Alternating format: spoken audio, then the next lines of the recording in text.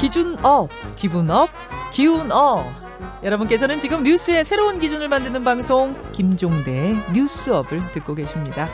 저는 출근길의 동반자 김현정의 뉴스쇼 김현정입니다. 빈약해진 우리들의 관계를 업 시켜보는 시간입니다. 모든 것에 대한 관계 맺기의 달인 이라영 작가님 어서 오세요. 안녕하세요. 네, 반갑습니다. 그리고 도시와 농촌의 관계를 업 시켜주실 도농관계의 달인 농촌사회학 연구자 정은정 작가님 어서 오세요. 네, 안녕하세요. 도농동 주민 정은정입니다. 네, 저희 동네 이름을 잃었거든요. 신도시 되면 이름을 바뀌잖아요. 좀 섭섭해요. 그래서 바뀌었어요? 지금 네, 도농이 아니에요? 다산동으로 바뀌었어요. 네, 다산동? 다산 정약용 선생님 생가가 붙어서 네, 그래서 오랜만에 강조합니다. 도농동. 글쎄요, 그 명칭은 좋은데 그 뭐 도농동 하필이면 또 그러니까 네. 좀 오늘 근데 제 소개가 마음에 드세요, 두 분? 네, 괜찮아요. 예, 아주 마음에 듭니다. 아유, 네. 감사합니다. 다 제작진이 써준 거예요. 네. 그걸 잘 읽는 것도 능력입니다. 예, 노력 많이 하고 있어요. 네. 자, 2주 만에 뵙습니다만은 그 사이에 코로나 확진이 엄청나게 늘어났습니다. 네. 예, 어떻게 많이 불안하셨죠? 걱정 많으셨죠? 저는 6주째 집에서만 밥을 먹고 있습니다. 아이고, 6주째요? 네. 아, 네, 밖에 나오면 안 먹거나 이제 간식을 싸가지고 다니면서 먹거나. 예. 저는 굉장히 강력한 사회적 거리두기를 실천하고 있는데 안 떨어지네요. 아, 글쎄 말입니다. 아유, 거리두기도 좋지만 또 먹고 살아야 될 사람들도 많은데. 바로 그거예요. 그러니까 이게 입장을 바꿔서 생각하면 얼마나 식당 하시는 분들이 어려울까 그 생각이 정말 들어요. 이렇게 제가 밥을 안 사 먹으니까. 아, 그래요? 정 작가님은 식사 어떻게 하세요? 저도 집에 또 이렇게 80 아버지도 계시고 또 고3 수험생도 있었고 여러 가지로 움직이기 되게 불안했어요. 근데 제가 치킨 전문이잖아요. 그래서 이 3단계 올라가는 거에 되게 딜레마가 있을 거예요. 왜냐하면 우리나라에 월급, 봉급쟁이보다 자영업자가 더 많은 나라거든요. 아, 우리나라는 자영업이 OECD 국가 중에 최고 수준이죠. 그중에서도 요식업, 물론 우리는 식당만 생각을 하는데 고깃집에 고기를 납품하시는 분들, 식자재 납품하시는 분들 연간 산업 규모가 굉장히 크고 특히 뭐 아무래도 식당 중에서 두 번째로 많은 게 고깃집이거든요. 근데 이건 테이크아웃이나 배달이나 되게 어려워요. 그렇다 보니까 굉장히 큰 고민이 있을 것 같습니다. 네. 갑자기 땡기네. 고기가요? 아니, 술이요? 자꾸 얘기하니까 둘 다 땡깁니다. 자, 전 세계가 코로나19 피해 규모가 너무 크니까 막대한 재정을 쏟아붓고 있습니다. 우리 정부는 그에 비해서는 거의 움직임이 없는 것이나 마찬가지 같아요. 오늘 두 분이 가져오신 뉴스도 이와 관련이 있는 뉴스로 듣고 있습니다. 네. 우리 이라영 작가님 준비해온 소식은요? 네, 얼마 전에 발표가 되었듯이 한국 정부는 올해 이제 코로나에도 불구하고 선진국 중에서 한 4번째 정도, 2번째 혹은 이제 어떻게 범위를 두느냐에 따라서 2번째 혹은 4번째로 재정 적자가 적은 국가라고 해요. 굉장하죠. 네. 그래서 한국이 정말 K 방역이 성공적인가? 라고 보여질 수도 있을 거예요. 재정 건전성을 지켰고 그리고 확진자도 많지 않고 사망자도 상대적으로 적고 숫자로만 볼 때는 그래요. 그래서 그런데 이제 숫자 이면을 좀 들여다보면 정부의 재정 건전성은 지키고 있는데 우리 개개인들의 재정은 과연 지금 어떤 상태인가? 좀 그걸 들여다봐야 하지 않나라는 생각이 들어서 굉장히 좀 안타까운 소식을 얼마 전에 들었어요. 그 방배동에 60대 여성과 30대 아들이 함께 살고 있었는데 무려 5개월이나 지나서 그 60대 여성이 사망한 채로 발견이 됐잖아요. 30대 발달 장애인 아들은 노숙 을 하다가 우연히 사회복지사에 의해서 발견이 됐고요. 네. 그래서 저는 이렇게 정부의 재정 건전성 뉴스를 보면서 굉장히 묘한 기분이 들었습니다. 왜냐하면 우리가 이름만 달랐지 비슷비슷한 사건들을 주기적으로 마주하고 있어요. 뭐 예를 들면 송파 세모녀 사건, 그렇죠. 탈북 모자 사건. 이 사건들이 다 뭐냐면 생활고 때문에 스스로 삶을 마치거나 아니면 그냥 고독사하거나 이런 경우였거든요. 그렇죠. 충북 증평에서도 모녀가 맞습니다. 아주 닮은 꼴 사건들이 계속 나오죠. 지역 이름만 다르지 사실상은 다 같은 사건이기 때문에 더구나 우리가 이 코로나 상황에서 예. 방역이라는 이름으로 사실상 누구를 소외시키고 있나 이런 생각이 들어요. 이제 급식소 문들도 닫았죠. 점점 이제 생활고로 뭐 목숨을 끊거나 이런 분들도 늘어나고 있고요. 또 집합 금지 이후로 거리에 나와서 목소리 낼 수 있는 최후의 수단마저 지금 좀 막혀 있는 그렇죠. 상황이고 강제로 철거당한다거나 이런 것들이 다 뉴스 뒤편으로 사라지고 네. 우리는 강력한 거리두기라는 명분으로 소외 계층과 훨씬 더 강력하게 거리두기를 하고 있는 거 아닌가 좀 이런 생각이 듭니다. 그러니까 재정 건전하고 마치 건전하게 잘 지켜냈다고 하는 그 말에 깊은 그림자를 지적해 주셨어요. 네네. 자, 지난주에 정말 가슴 아팠던 뉴스를 소개해 주셨는데요. 저희 방송이 마침 그 몇 개월째 노숙을 하던 발달 장애인 그 아들을 만나가지고 어머니가 사망했다는 사실을 밝혀낸 사회복지사와 직접 이야기를 나눴습니다. 정미경 사회복지사와의 인터뷰 잠깐 들어보시죠.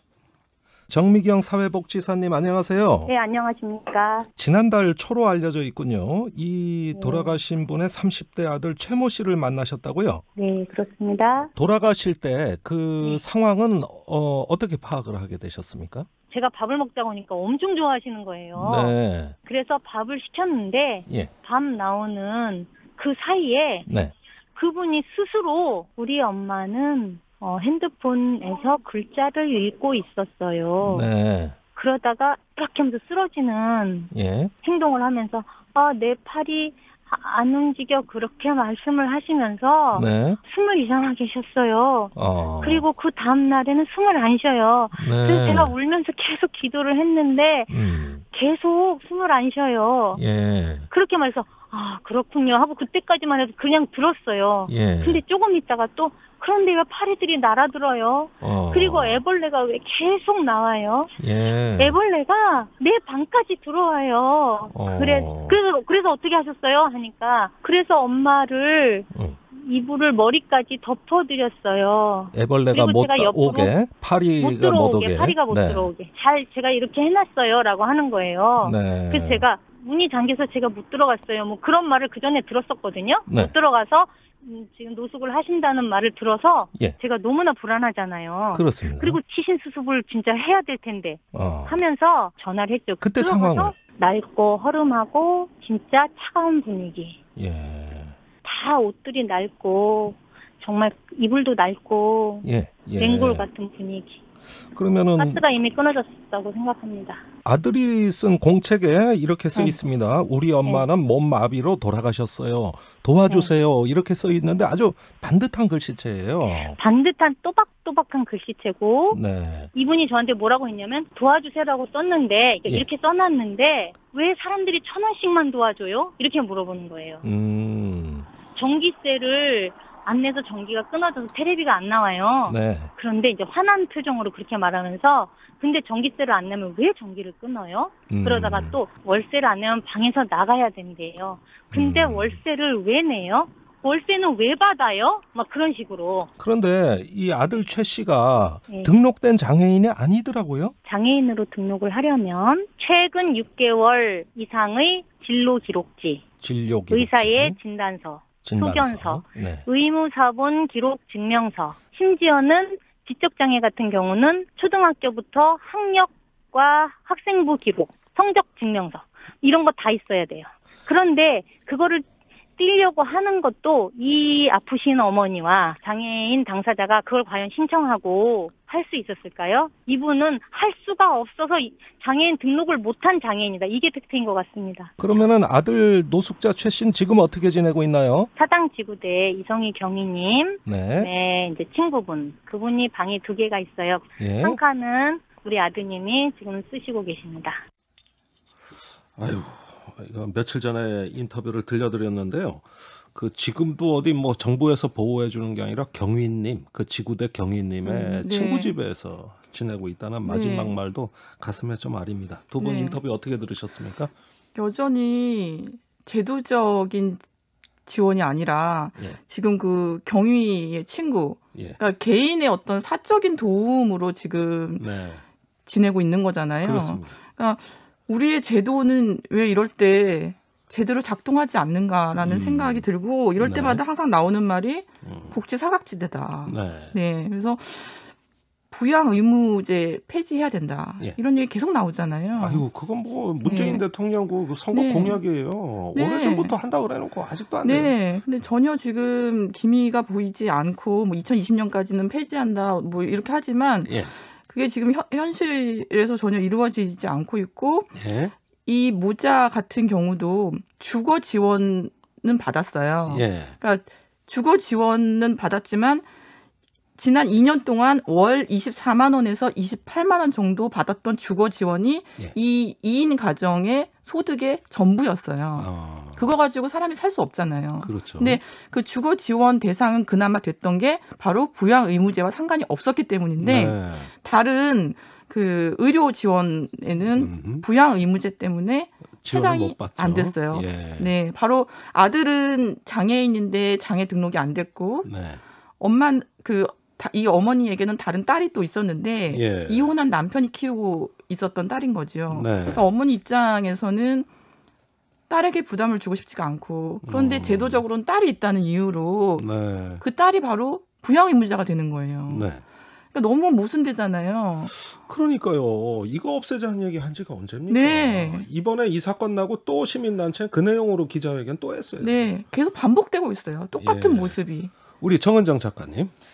그 사각지대라고 이라영 작가님이 많이 말씀하시는데 제가 이제 그 농촌 농업 이야기를 많이 하잖아요. 그러니까 공간의 관점에서 보면 농촌도 그 사각지대에 항상 놓여 있는 거고 그리고 그게 좀 놀랐어요. 아, 방배동에도 저런 사람이 있구나라는 거죠. 그러니까 우리가 생각하는 어떤 강남에서 그렇게 가난한 사람이 있다는 거 눈에 우리는 안 보이면 그냥 존재하지 않는 걸로 생각을 하거든요. 뭐 이따 얘기하겠지만 AI 같은 경우도 마찬가지거든요. 눈에 보이지 않는 그러니까 대도시에서 동물이 보이지 않으니까 어떻게 죽어나가는지 어떻게 길러지는지 관심이 없는 것처럼 분명히 존재하는 이웃인데 눈에 항상 들어오지 않는 그런 부분에 대해서는 솔직히 말해서 남 탓하고 싶진 않아요. 저도 그 반성을 해야 될 주체죠. 왜냐하면 저도 유권자 중에 하나니까. 우리 모두가 좀 공유해야 되는 사회적 문제라는 생각이 들어요.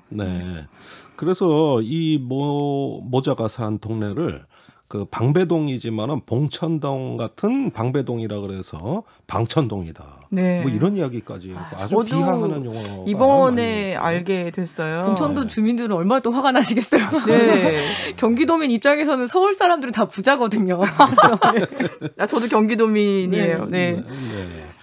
자. 이 안타까운 모자의 사연 그리고 노숙자 이야기도 저희 방송에서 최숙현 작가님 인터뷰가 나간 적이 있습니다. 그 내용이 이제 최현숙 작가님 그 방역으로 노숙자들을 내몬다는 거예요.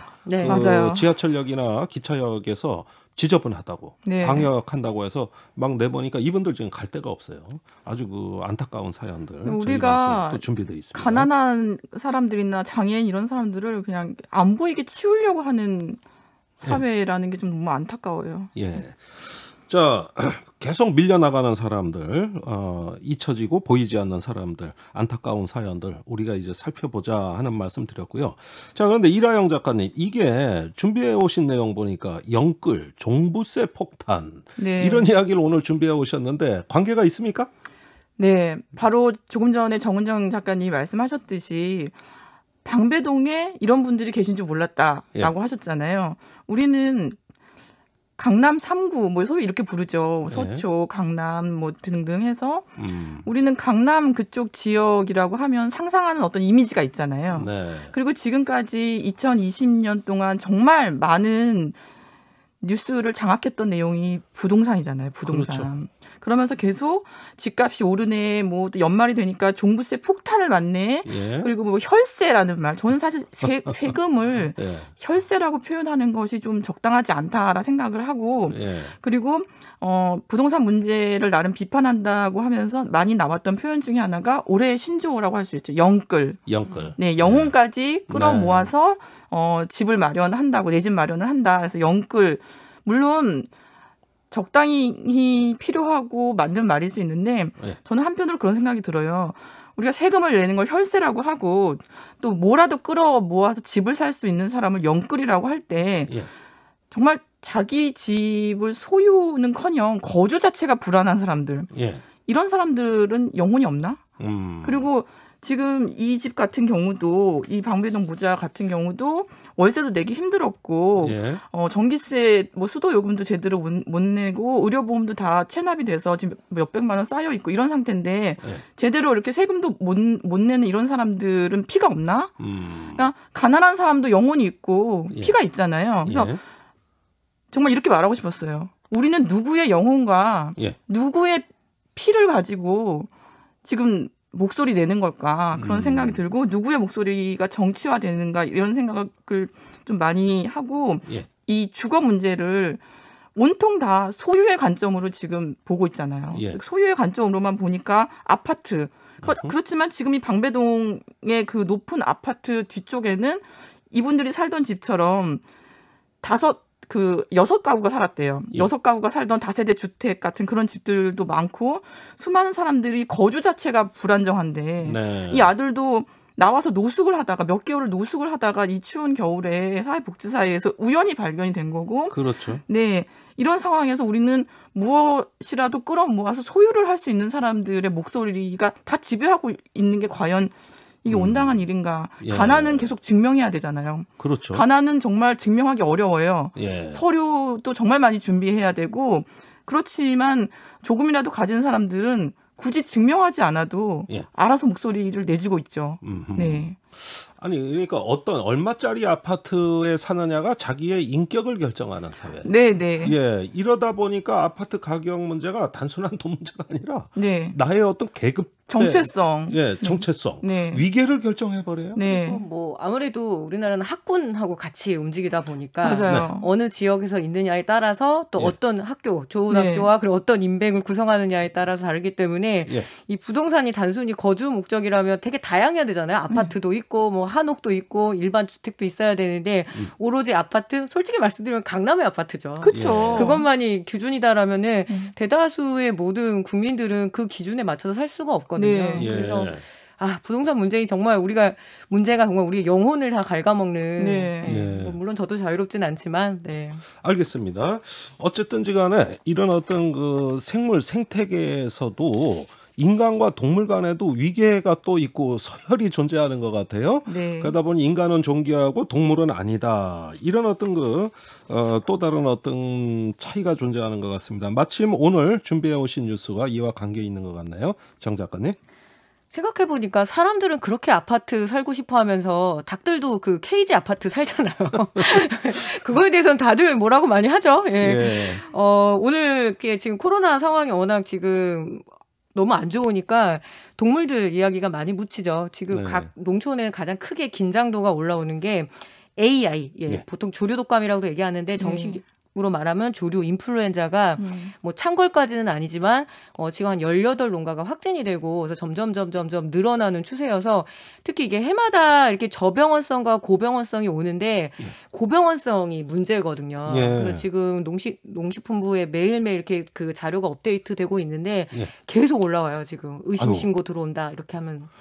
그 얘기 들으니까 또 긴장되는데 사람이나 동물이나 이제 비슷한 상황에 처한 것 같아요. 예. 지금 얼마나 심각합니까? 뭐 지금 공식적으로 400만 마리 정도가 그 예방적 살처분이라고 하죠. 벌써 이렇게 살처분이 됐고요. 그리고 일단 그 기르는 사람들 입장에서 얘기하면은 물론 동물 생명이기도 하지만 이건 생계 수단이기도 하거든요. 그렇죠. 근데 이게 생계 수단이 한순간에 그냥 이렇게 증발해 버리는 것.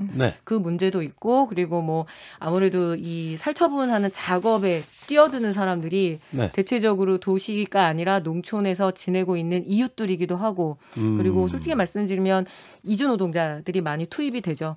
합법과 비합법의 어떤 그 무주공산이라고 하거든요. 너무 합법적으로 잡아내면은 이 살처분을 할 사람이 없고 그렇다고 또 풀어놓자니 너무 사람들이 막 불만이 많고 해서 그런 아주 그냥 뭐랄까 무주공산 상태에서 지금 이 살처분 작업들이 이루어지고 있어요. 그러면은 지금 말씀은 불법 체류자 이주 노동자들이 주로 동물들 살처분하는 그런 어떤 현장에 많이 투입된다 이 말씀이신가요?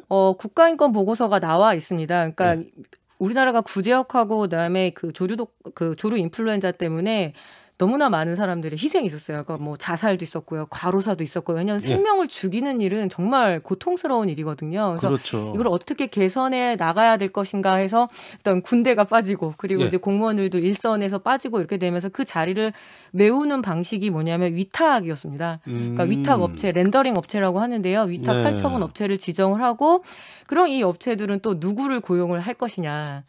그게 주로 농수축산 분야의 미등록 그 이주 노동자일 경우가 현장에서는 분명합니다.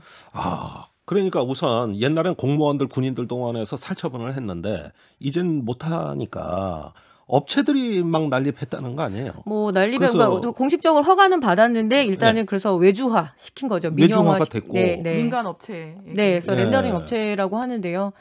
그러니까 축산이 그래요. 그러니까 잘 기르는 양축이 있고요. 또 잘 죽여야 되는 도축이 있는데 이 이주 노동자들은 우리나라에 큰 돈을 지불하고 돈을 벌러 들어온 사람들이거든요. 그렇죠. 근데 기르다가 이 농장에 어떤 이런 구제역이라든가 조류 인플루엔자가 터지면 자기는 돈을 벌어야 되니까 그럼 바로 살처분 현장에 가서 일을 할 수밖에 없는 거고 가장 뭐랄까 우리 사회에서 낮은 사람들이 그 작업에 뛰어드는 거죠. 그래서 대도시 사람들은 그런 장면들을 보고 굉장히 경악을 하지만 우리는 죽여보지 않은 사람들이거든요. 그래서 죽여보지 않은 사람들은 좀 겸손할 필요도 있고 반성할 필요도 있죠. 농민들은 뭐라고 하십니까? 초상집 분위기죠. 왜냐하면 우리 집이 확진이 나지 않더라도, 그러니까 코호트 격리 우리 이제 이런 거 되게 익숙하잖아요. 근데 농촌에서는 벌써 몇 번 당하신 적이 있거든요. 그러니까 이동 중지 명령, 사람도 차도 사료도 동물도 이동하지 마. 그러면은 이미 명절 때 자손들 오지 마라고 하는 게 되게 익숙해져 있어요. 특히 축산이 집적돼 있는 곳들은. 그래서 농촌들은 이런 소식이 들어오면 정말 가슴이 철렁철렁 내려앉으시죠. 그러니까 이건 코로나와 관계없이 옛날부터 쭉 이어져 오는 계속 악화돼 왔던 현실이네요. 올해가 좀 더 안 좋죠. 아무래도 긴 장마에다가 코로나 상황에다가 지금 이렇게 AI까지 하게 되니까 3중고, 4중고 이렇게 되는 거죠. 그러면 하루 이틀 이럴 수도 없는 거고 매년 반복되는 건데 앞으로 대책은 살처분 갖고 대책이 안 될 것 같아요? 농민들은 뭔가 좀 다른 이야기를 하실 것 같은데요. 뭐 늘 나오는 게 근본적인 대책을 세워달라 이런 거죠.